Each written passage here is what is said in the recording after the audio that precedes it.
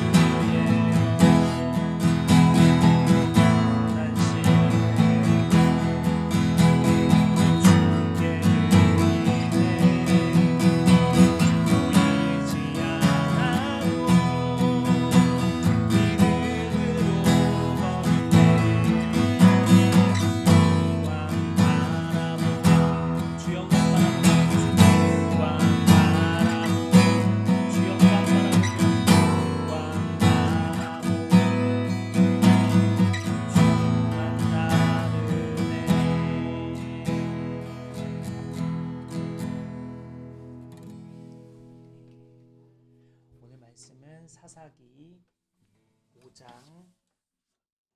23절에서 31절까지의 말씀입니다. 사사기 5장 23절에서 31절까지의 말씀입니다.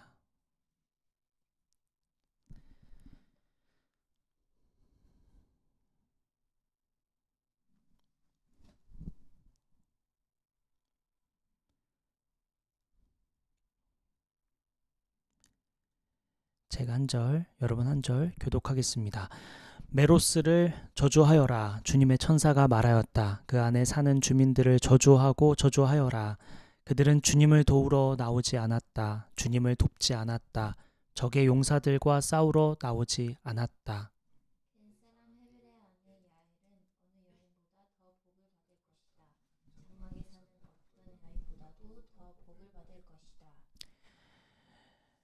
시스라가 물을 달라고 할 때 야엘은 우유 곧 엉긴 우유를 귀한 그릇에 담아 주었다.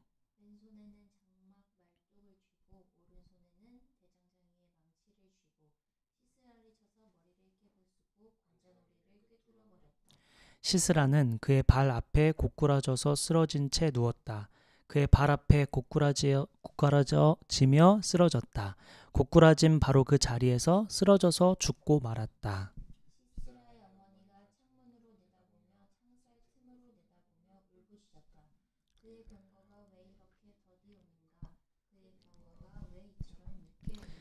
그의 시녀들 가운데서 가장 지혜로운 시녀들이 대답하였겠고 시스라의 어머니도 그 말을 따라 이렇게 혼잣말로 말하였을 것이다.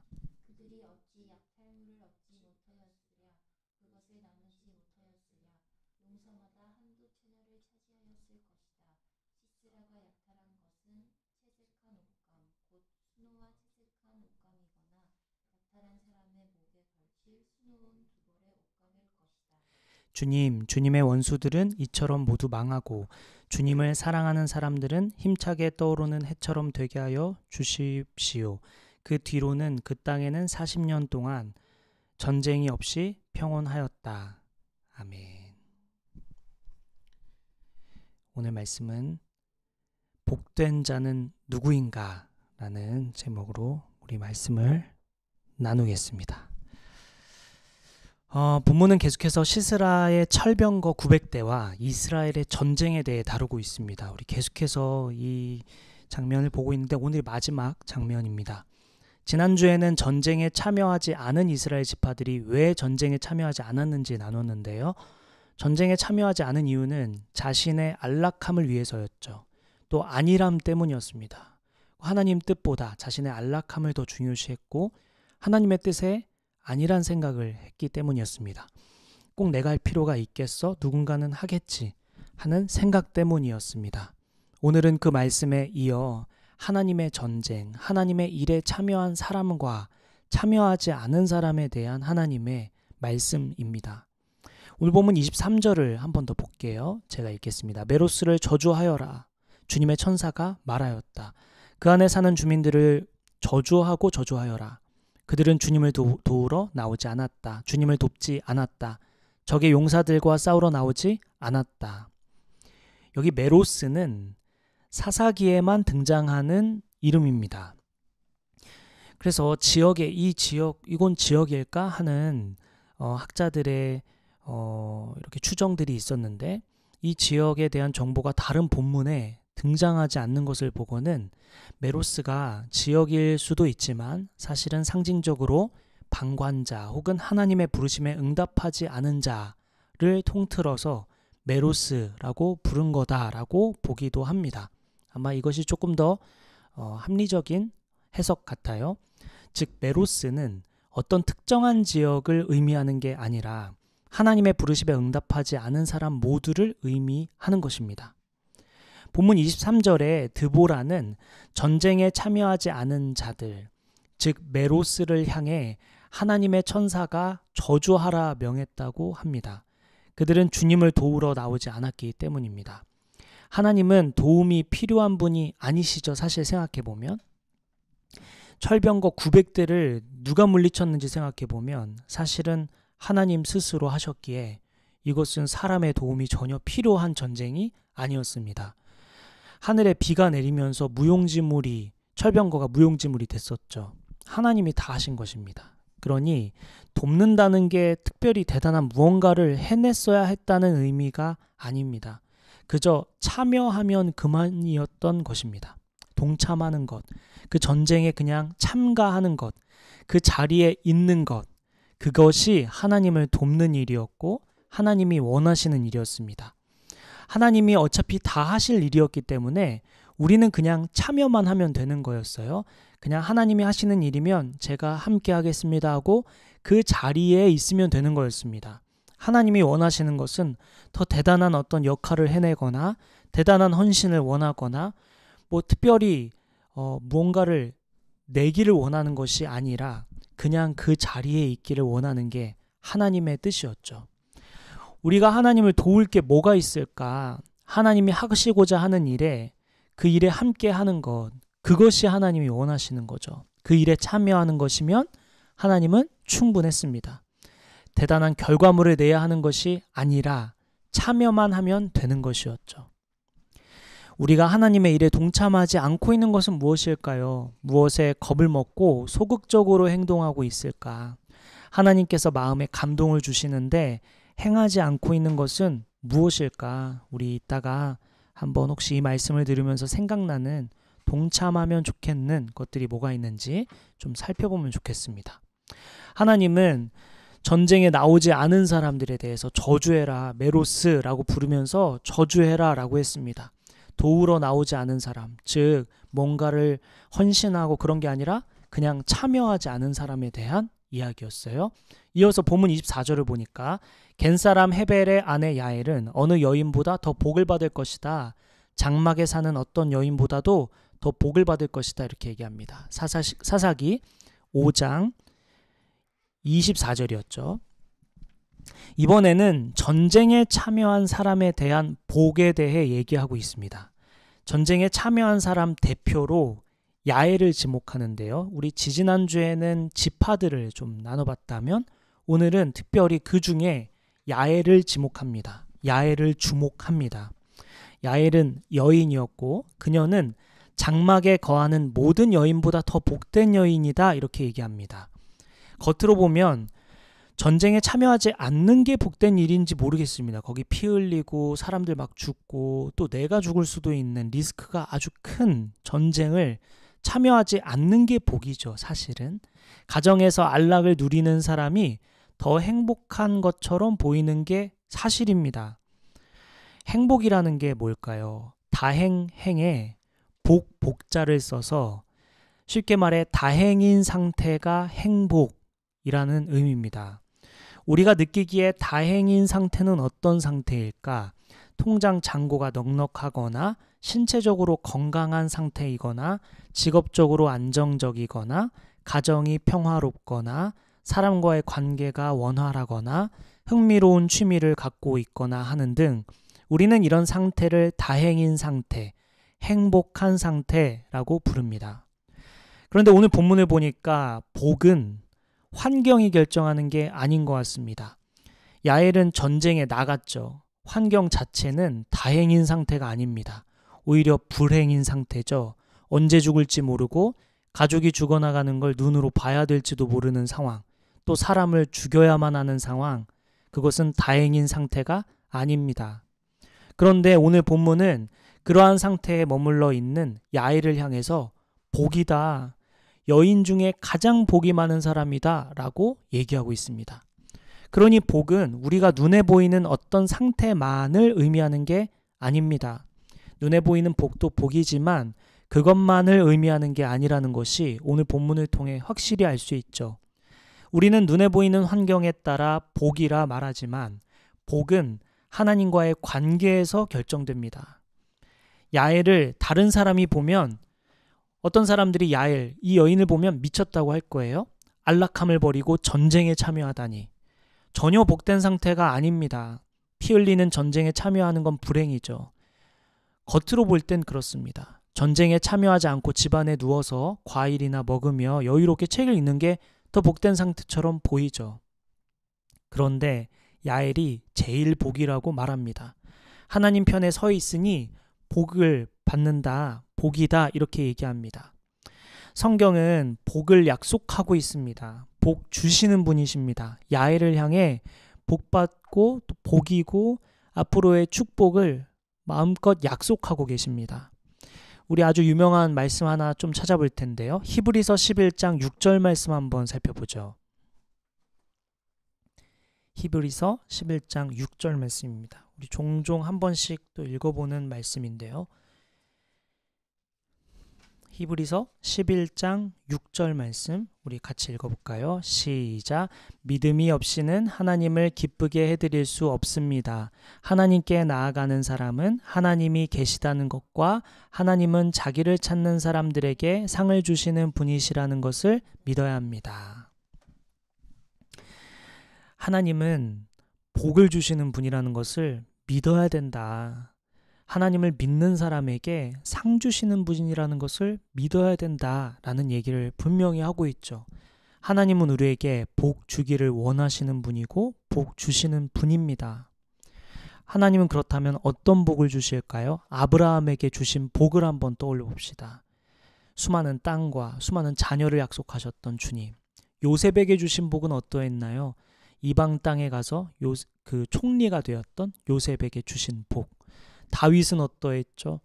왕으로서 얼마나 많은 부귀 영화를 누렸습니까? 솔로몬은 또 어땠습니까? 전 세계에서 가장 이보다 더 큰 부를 누린 사람은 없다고 얘기했던 솔로몬에게 주신 복.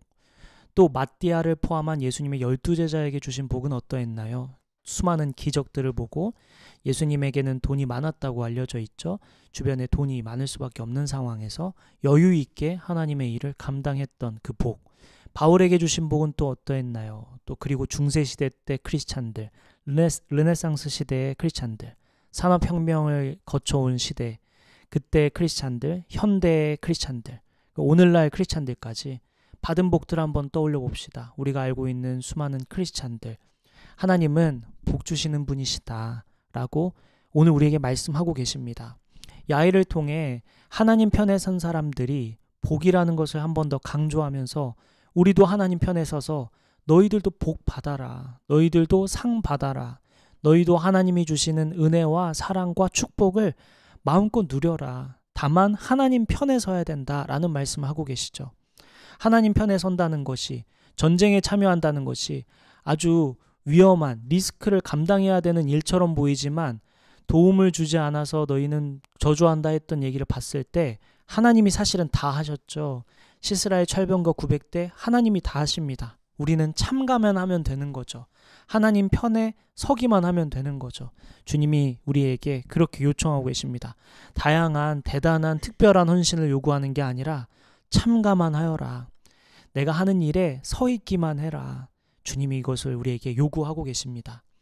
하나님께서 어떤 복을 주길 바라시는지 우리 이따가 복에 대해서 나눠보면 좋겠어요. 하나님께서 주신다고 한다면 너무 좋을 것 같은 게 뭐가 있는지, 하나님 나에게 이런 복 주십시오 하고 바라는 것이 무엇인지 우리 이따 나눔 시간에 나눠보겠습니다. 오늘 본문 25절부터 26절 한번 볼 텐데요. 제가 한 절 여러분 한 절 읽어볼게요. 27절까지 읽어야 되네요. 제가 한 절 여러분 한 절 읽을게요. 시스라가 물을 달라고 할 때 야엘은 우유 곧 엉긴 우유를 귀한 그릇에 담아 주었다. 왼손에는 여러분 읽어주세요. 26절.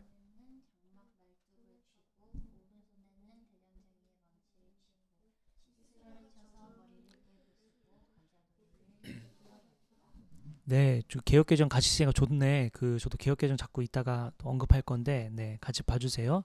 네, 27절. 시스라는 그의 발 앞에 고꾸라져서 쓰러진 채 누웠다.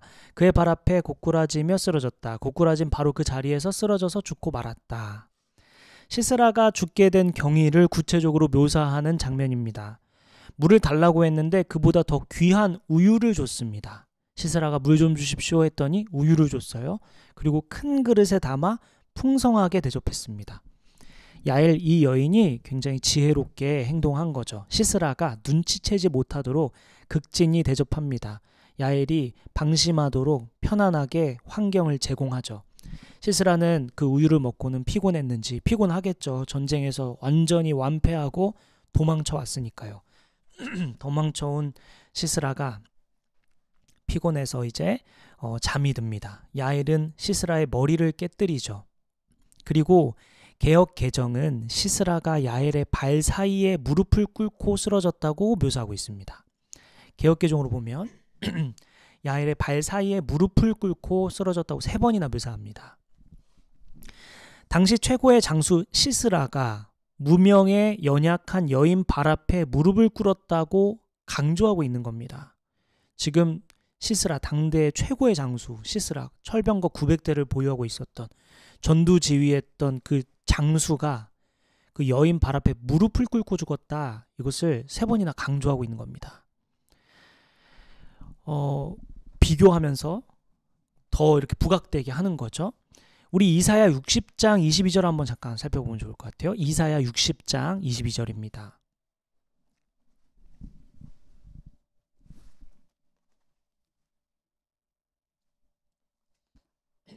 이사야 60장 22절 말씀입니다. 함께 60장 22절 말씀입니다. 함께 읽어볼까요? 시작. 그들 가운데서 가장 작은 이라도 한 족속의 조상이 될 것이며 가장 약한 이가 강한 나라를 이룰 것이다. 때가 되면 나 주가 이 일을 지체 없이 이루겠다. 그들 가운데서 가장 작은 이라도 한 족속의 조상이 될 것이다. 가장 약한 이가 강한 나라를 이룰 것이다.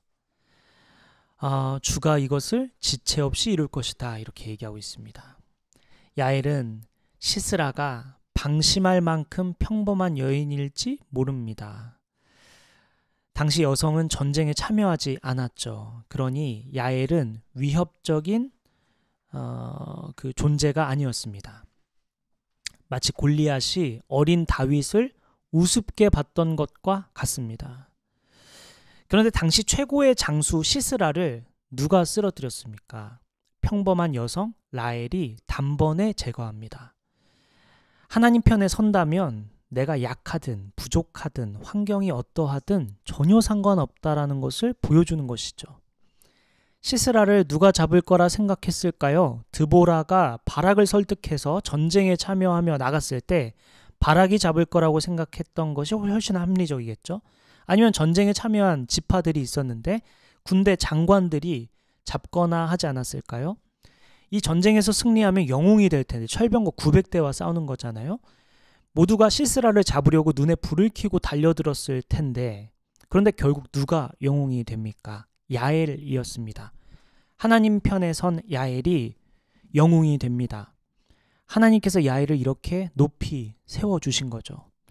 우리 말씀을 하나 더 찾아볼게요. 고린도 후서 6장 9절부터 10절 말씀입니다.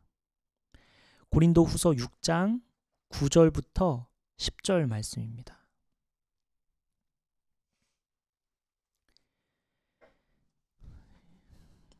이 말씀 참 유명한 말씀이죠. 이것도 외우면 참 좋을 텐데 저도 아직 못 외우고 있는데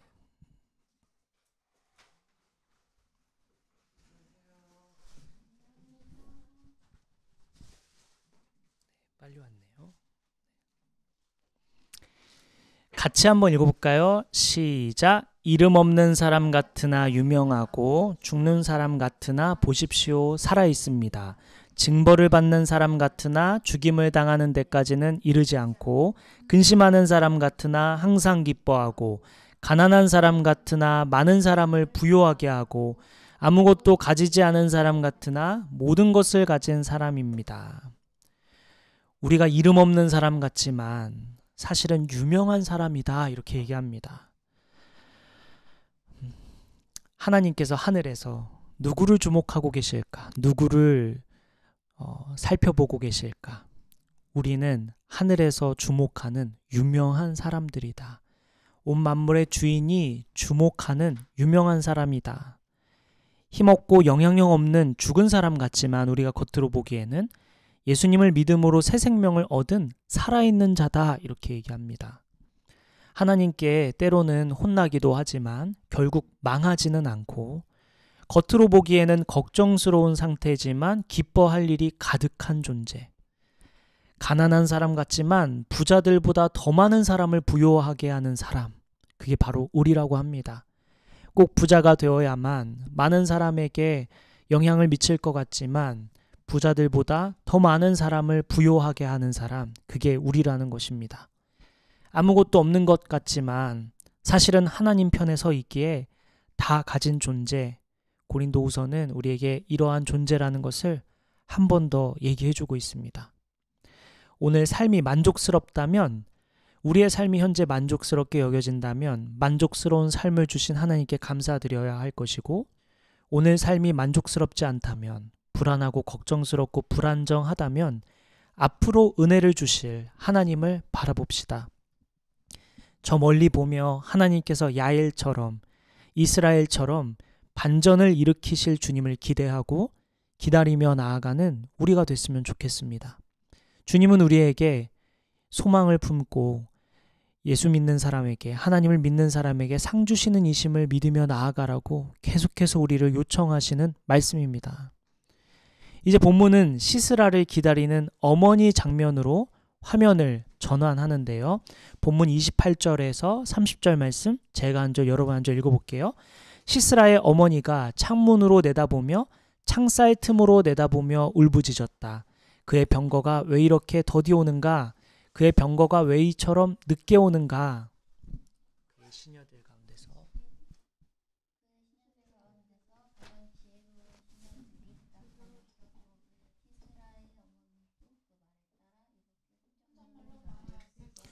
그들이 어찌 약탈물을 얻지 못하였으랴. 그것을 나누지 못하였으랴. 용사마다 한두 처녀를 차지하였을 것이다. 시스라가 약탈한 것은 채색한 옷감, 곧 수노와 채색한 옷감이나 약탈한 사람의 목에 걸칠 수놓은 두 벌의 옷감일 것이다. 본문 28절을 보면 시스라의 어머니가 생각하기를 시스라 군대가 왜 이렇게 더디게 오지? 하고 의아해합니다. 이제 올 때가 됐는데 이렇게 생각하는 거죠.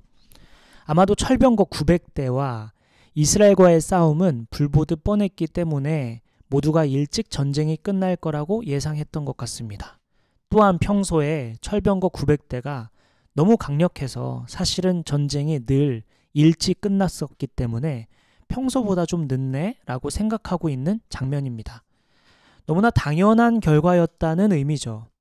그런데 돌아오지 않으니 의아한 것입니다. 그렇지만 이내 그들은 본문에 보니까 다시 확신을 하죠.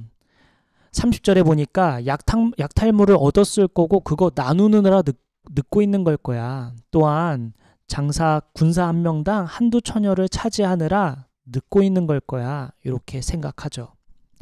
시스라의 어머니와 그녀 옆에 있는 시녀들과 거기 거하는 여인들은 시스라가 전쟁에서 승리하면서 가져올 전리품 취득에 대한 상상으로 마음이 잔뜩 부풀어 오른 상황입니다. 기대가 크면 실망도 큰 법이죠. 오늘 본문 말씀은 시스라와 그 시녀들과 그 나라 여인들이 잔뜩 기대하고 있는 장면을 묘사해 주고는 그 후 이들이 얼마나 실망했는지는 상상에 맡깁니다. 본문은 나타내지 않습니다. 구체적으로 묘사하지 않죠. 뻔하니까 열린 결말로 내버려 둡니다. 많은 기대를 하고 있는 이들이 얼마나 실망했을지 불보듯 뻔하죠. 본문은 시스라와 그의 어머니 그리고 그와 연관된 사람들의 교만함과 오만함을 보여주고 있는 것입니다. 교만과 오만이 얼마나 부끄러운 일인지 의도적으로 보여주고 있는 것이죠.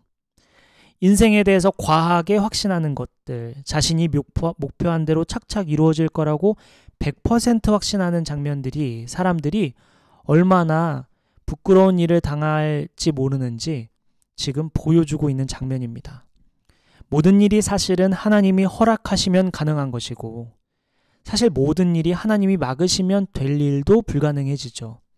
시스라 철병거 900대는 사실 100% 이기는 싸움이었습니다. 철병거 900대를 어떻게 맨몸으로 이길 수 있었겠어요? 불가능한 일이었습니다. 그런데 하나님이 막으시면 100% 될 일도 안 되는 것입니다. 하나님이 하시면 안 될 일도 되는 거고 하나님이 하시면 될 일도 안 되는 겁니다. 오늘 시스라의 어머니와 그의 시녀들, 그의 여인들을 통해 그들이 얼마나 오만하고 교만했는지를 보여주면서 100% 확신하는 장면들이 얼마나 부끄러운 일인지 보여주는 것이죠. 무슨 일이든 하나님이 열어주셔야 되는 거고 무슨 일이든 하나님이 행하셔야 되는 일이다 라는 것을 이 본문을 통해 우리에게 알려주고 계신 겁니다. 그러니 우리가 하나님 편에 서서 하나님 의지하며 우리의 인생의 주인이신 하나님께 의탁하며 살아가야 할 이유를 이 지점에서 또 알려주고 있는 것입니다. 누구 편에 서겠는가? 끊임없이 오늘 본문은 우리에게 계속 설득하고 있는 것이죠. 이제 마지막 드보라의 마지막 노래 장면입니다. 오늘 본문 31절 마지막 절이에요. 제가 읽을게요. 주님의 원수들은 이처럼 모두 망하고 주님을 사랑하는 사람들은 힘차게 떠오르는 해처럼 되게 하여 주십시오. 그 뒤로 그 땅에는 40년 동안 전쟁이 없이 평온하였다. 노래나 시 혹은 편지 어느 형태든 거의 대부분 글의 시작과 끝에 하고자 하는 핵심 내용이 들어있죠. 결국 하나님 편에 서지 않은 원수들은 망할 것이다. 하나님 편에 선 사람들은 해처럼 될 것이다 라고 하는 게 결론입니다. 태양은 어떻게 존재하게 됐고 어떻게 에너지를 낼까요?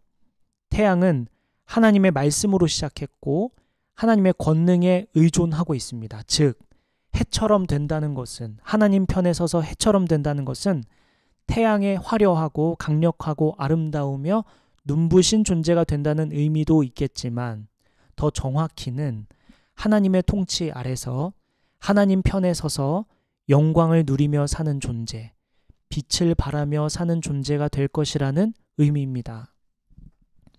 그러니 어느 편에 서서 눈부신 존재가 되겠는가 라고 우리에게 요청하고 질문하고 있습니다.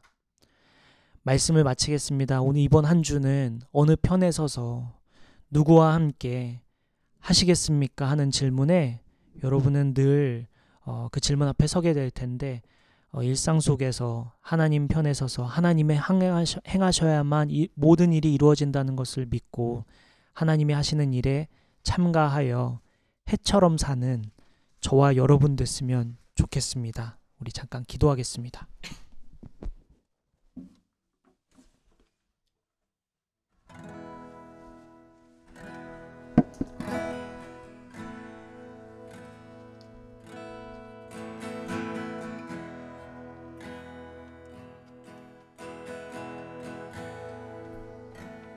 우리 말씀 각자에게 성령께서 하신 말씀들이 있을 거라고 생각해요. 그걸 붙들고 자유롭게 말씀을 붙들고 기도하면서 아버지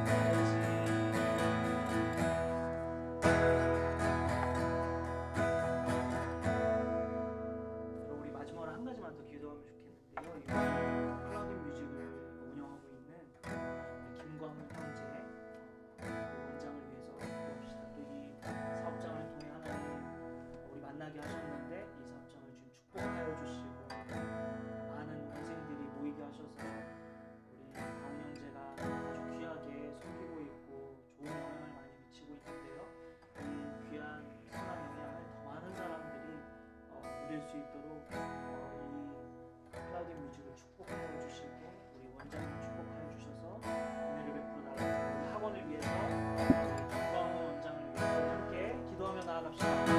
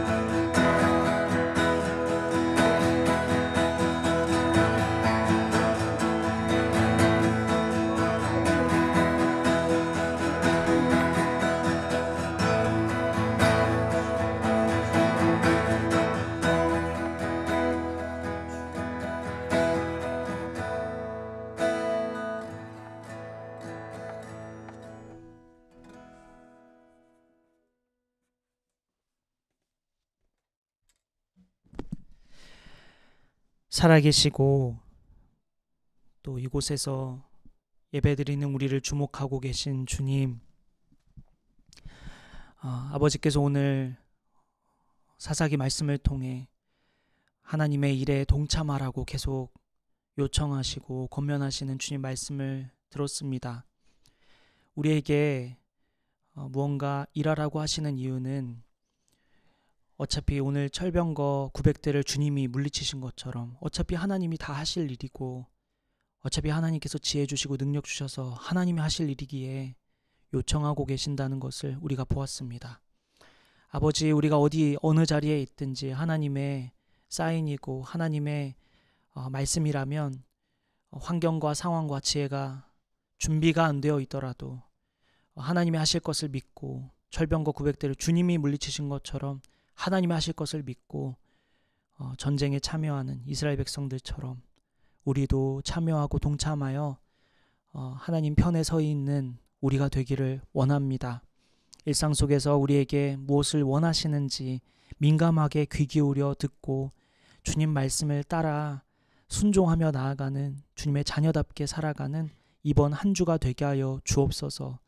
아버지, 새 힘을 주시고 새 마음을 주셔서 이제 새로운 한 주가 시작되는데 주님 주시는 귀한 마음으로 새 힘으로 새 능력으로 새 마음으로 한 주를 시작하는 우리가 될 수 있도록 은혜를 베풀어 주옵소서. 아버지, 한 주간의 삶을 주님 손에 올려드립니다. 아버지께서 어떻게 인도하실지 기대하는 마음으로 한 주를 시작하오니 아버지께서 귀하게 우리 삶을 통해 일하여 주옵소서. 모든 영광 하나님께 올려드리며 우리의 길이요 진리요 생명이신 우리의 왕이신 우리를 너무나도 사랑하시는 우리를 위하여 죽으시고 다시 사신 예수님의 이름으로 기도드립니다. 아멘. 축도하겠습니다. 이제는 우리 주 예수 그리스도의 은혜와 하나님의 크신 사랑과 성령님의 감화 감동 교통 역사하심이 한 주 동안 주님 편에 서서 주님을 온전히 신뢰하고 주님 의지하고 주님이 다 해결하시고 은혜 주실 것이라는 것을 굳게 믿고 나아가기로 결단하는 저와 여기 모인 성도들과 온라인으로 예배하는 모든 성도들 머리 위에 지금부터 영원까지 함께 해주시기를 간절히 기도하며 축원하옵나이다. 아멘.